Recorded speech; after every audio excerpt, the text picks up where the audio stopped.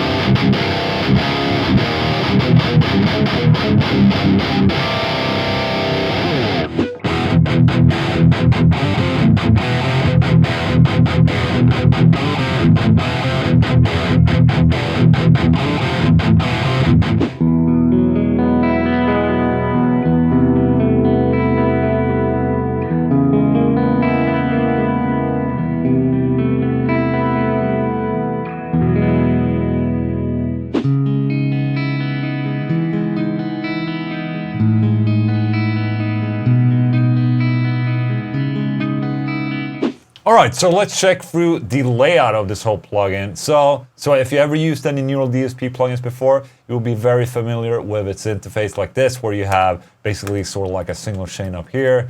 Start with the pedals, start with the amps, then you have a post EQ, speaker or impulse response part, and then you have like a post effects section right here. Alright, so let's load up my Captain Crunch preset. I really like this preset because, you know, it's really responsive towards how you're playing. Let me change to a guitar that's tuned a little bit lower. All right, so there we go. Now we have a guitar that's in drop C. The other one was in standard E. So what I like about this amplifier that I'm using here is that it's really crunchy. It reminds me a lot about the old John Petrucci sound in Dreamfair, you know.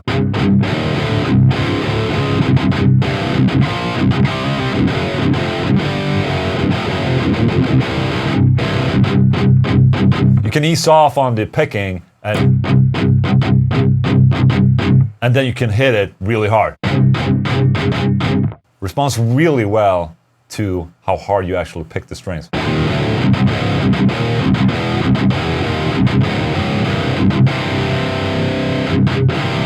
Listen to that.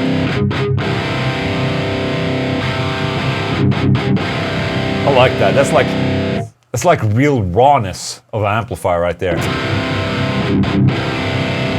That sounds great. Okay, let's go to the pedal section here. You have a compressor.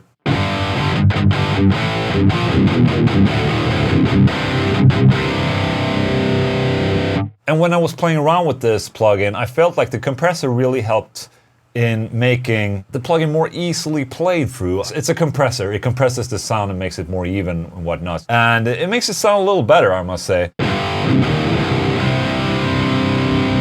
There's a snappy.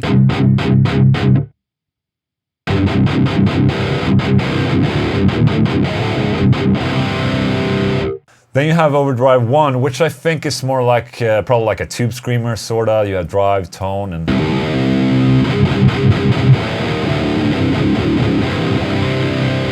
I could definitely dial down the gain a little bit here.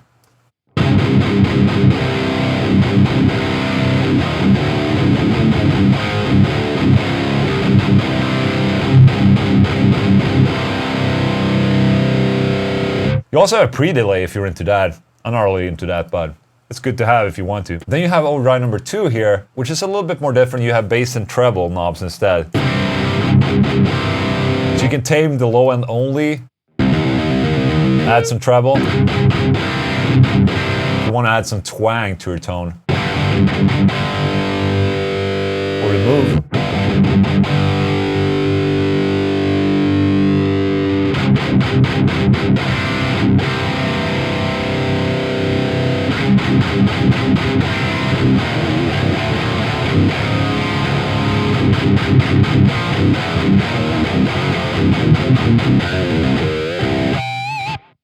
So there you go, those are the pedals. Then we go to the amp section. And here we have 4 different amps and 4 different cabinets, as you can see down here. You can either link them like this, so whenever you change the amp, you change the cabinet as well, or you can unlink them, so you can pick whatever amp you want with whatever cab you want. So right now I'm on amp 3.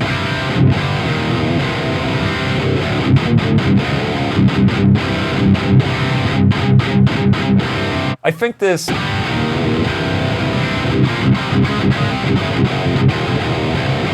it's really throaty sounding, so I think it's modeled after a 5150 or something like that. They're not letting me know which amp they're using, by the way, so I just have to guess. Then we have amp number 1, which I discovered is more of a clean.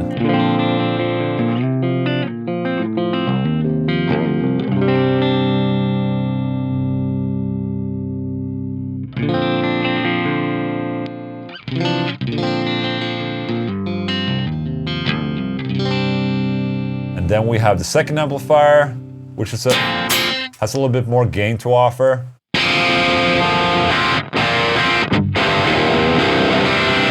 guess it's more for crunch style.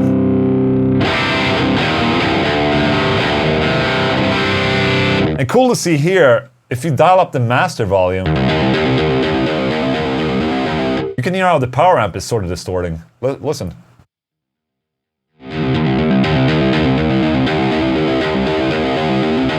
So the plugin is actually compensating for the volume change that you're doing on the master volume, so you can listen to how it changes rather than, you know, having to go up and level on the master and dial down the level and so on. Now you can just turn up the master and hear how it affects and emulates the feeling of pushing a master volume knob on a real amplifier, which is really cool. Adds another dimension to all the possibilities that you can do with these amplifiers or plugins.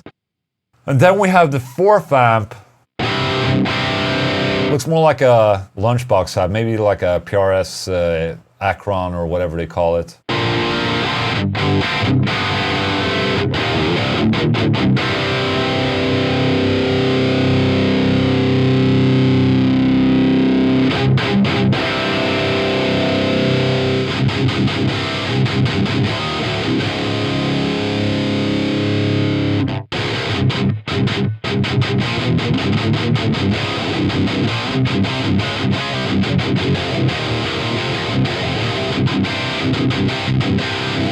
Sounds good, man. And listen to this while I'm dialing the master volume.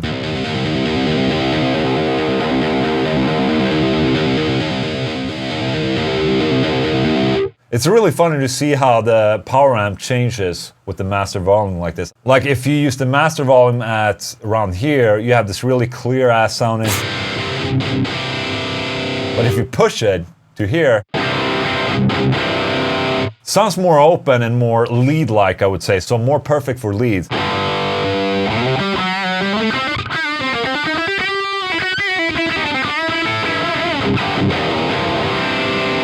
Sounds really broken up.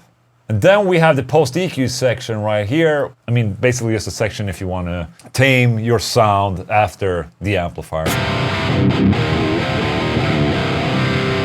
It's kind of cool to have it there. And then you have the cabinet impulse response section, and this is really something extra. You have 4 of these cabinets, right?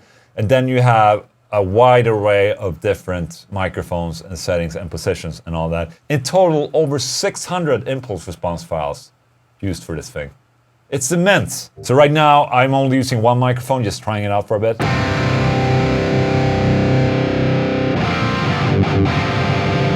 And like usual, you can just move around the microphone like this.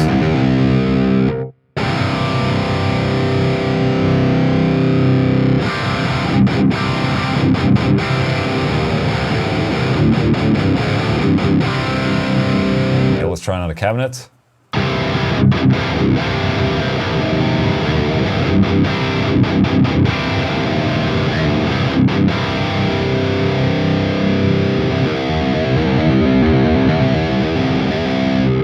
Another one.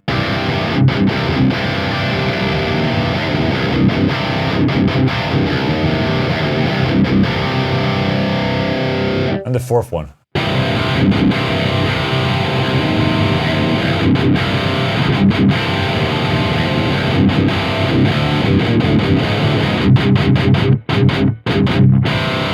And like with all the other neural products and plugins out there, you can mix two microphones if you want to.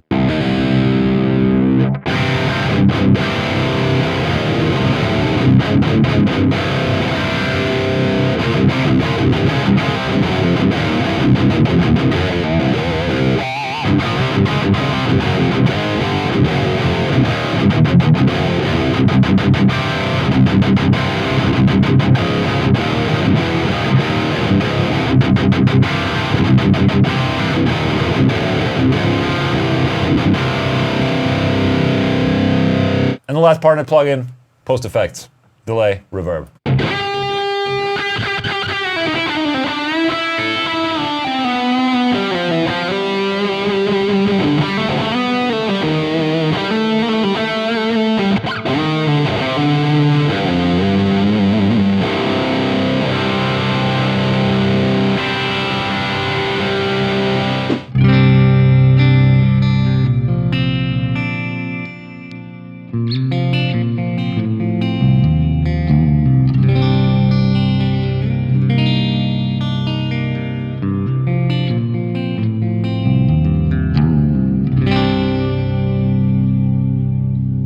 So there you go, yet another awesome sounding plugin from Neural DSP. Check out neuraldsp.com. I'm Englund, and you're awesome. Thank you so much.